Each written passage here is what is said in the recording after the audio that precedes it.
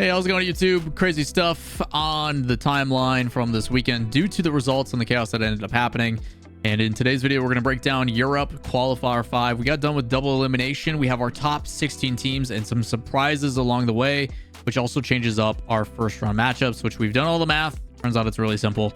And we can give you guys our first round matchups. So pretty easy. We've been accurate on those. I feel pretty confident in them. First things first, out of the gate, now again upsetting K-Corp. K-Corp has lost and drops down to the lower bracket. Congrats to Suh winning over K-Corp. Jobless continues to be consistent. Same with BDS and Oxygen. Obviously, a lot of eyes on Oxygen due to the results last time, punching their ticket as a consistent top 5. A lot of us want to see consistency from this roster. Obviously, Joyo came in, made a very early impact. The only reason I think they lost is you started to see Archie not have as big as an impact at the tail end of the series, but Oxygen looks very good. So glad to see them part of the conversation. Taking down Bella Gold, not an easy match. I've heard there's some frustrations going on with that team and some weirdness happening. You're also seeing some drama between Joyo and Rezi or something like that on the timeline. I don't know. It was very chaotic this weekend, to say the least. Gentlemates almost loses to George, which would have been insane after George does take down Top Cougars. Remember this result. George beats Top Cougars to send them to lowers. Gentlemates barely beats George. Okay, keep that in mind. Grid Serve Resolve, the team that made top 8 and then top 4 after beating BDS, continues to win, but in a close series against Endpoint. Obviously, that has been a heated conversation between those two teams based upon the banter that has been happening on the timeline between Cash and others, saying you bought your team, you've been terrible, blah, blah, blah. If you guys haven't seen what I'm talking about, go check out Twitter. You got Team Vitality beating up on their former glory of the K-Dop, Shazette, and everything else. So Vitality moves through pretty cleanly. And then Luna Galaxy continues to prove that they are a top 5, top 6 team. Battle is between right now them and Oxygen for that spot. We then drop to lowers. Bella Gold making it back with Speed and Hyder. Good to see that. Cool story for those that are unaware. Lamazia has the first woman qualifying for a main event since like season X or something like that. Valiant with a win over Top Cougars. Again, remember they got knocked down by George early, as I mentioned. They get knocked down and they go through Vision, Pentenkos, and then K-Corp. Yeah. A lot of us saw this while we were watching RLCS NA this weekend and we're like, what just happened?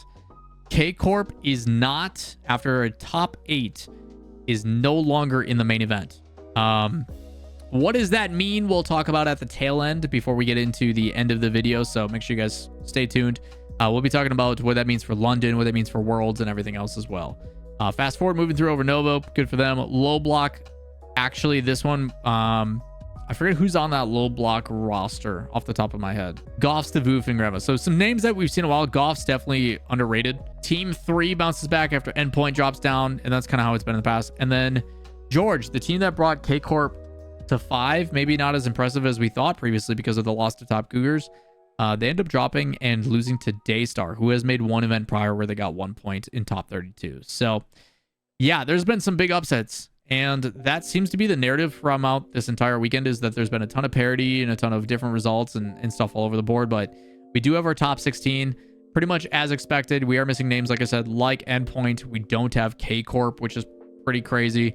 And then some familiar faces that have kind of been in that back and forth, like Bella Gold, that have been in their past, are coming through. So cool to see that. Good to see a little bit of mix up towards the bottom end. But again, K-Corp's going to kind of steal that part of the conversation.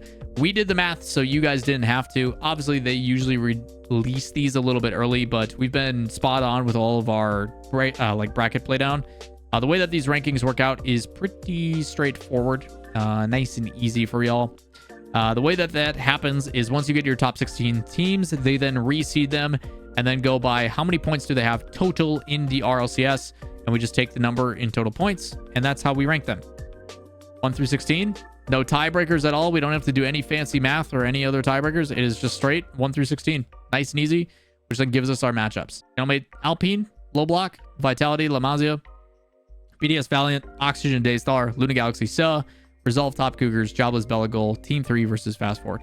Those are your first round matchups. Straight up, I'm feeling pretty dang confident about that because the tiebreakers are as follows.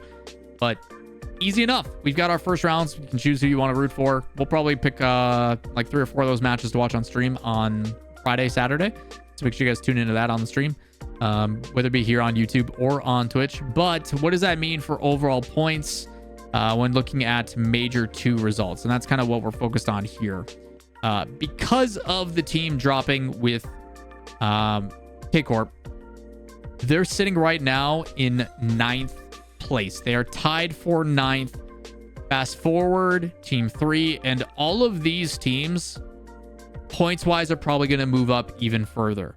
So, because of that, what K-Corp essentially needs to happen is they need for these teams to continue to dominate. They need to bump out and have these teams be the ones that gatekeep, and they need another team that is somewhat similar to them to be competitive. They need like a fast forwarder like a Team 3 to perform in this spot so that the teams do not create a larger gap in front of them to make the major. If you're K-Corp, statistically, there's a very good chance that you do not make the major. And ironically enough, that's actually horrible for teams like Oxygen, who are performing very well. Because what Oxygen was hoping in the overall RLCS points, if I can find my overall rankings, is BDS has slowly been declining, which has opened the door for Oxygen to catch up. And they need teams like K-Corp, who are towards the top, to continue to beat down and punish the teams that are in that in-between spot. They need K-Corp in those quarterfinals to gatekeep Vitality while Oxygen continues to get top 4s potentially. It's the reason why Resolve was so important with beating BDS. They're beating the competition that is the closest to them in the standings. And now that K-Corp is not one of those teams that is going to continuously earn points towards the top and secure a top 2 spot, it opens the door for those middle of the pack teams, which makes it really, really difficult for teams like Oxygen to move up because there is such a varying gap between their points. Right now it's 39 points. So even if Oxygen do really well and they get an additional hypothetical over the next 2 events, say they get 2 top 4s, which is 12 points apiece, right? That 8 becomes 4 more points and they end up getting a little bit better. So then they put themselves at 58. And then this one, instead of being a 4, becomes another 12. So they get another 8 on top of that. You're then talking about they have 66 points. If you're BDS, if you're Oxygen and you see those results, it's simply not enough. And then you go to the major and the major has double points available. So you need like another top 8.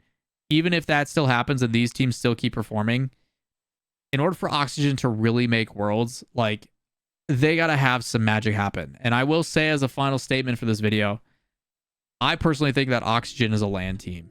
I think when they are stuck in an environment where they have to grind and they have to perform and they have to play, I think Archie usually looks better on LAN.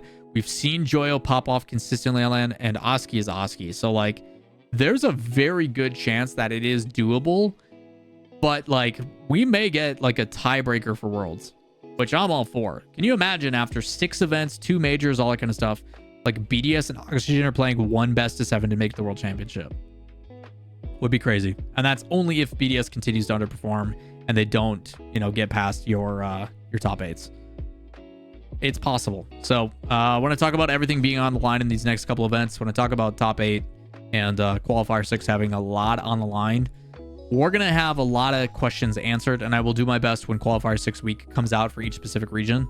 I will break down the tiebreaker scenarios that D-Rack usually puts out to keep you guys up to date on who needs what and how that stuff happens. So gonna make sure you guys don't miss out on that. Feel free to stop at the stream. I'll answer any questions that you guys have, or make sure you guys hit subscribe, notifications, turn all that stuff on so you get notified when those tiebreaker scenarios come out. But appreciate y'all. Thank you guys all for coming and stopping by, and we'll see you in the next video. Peace.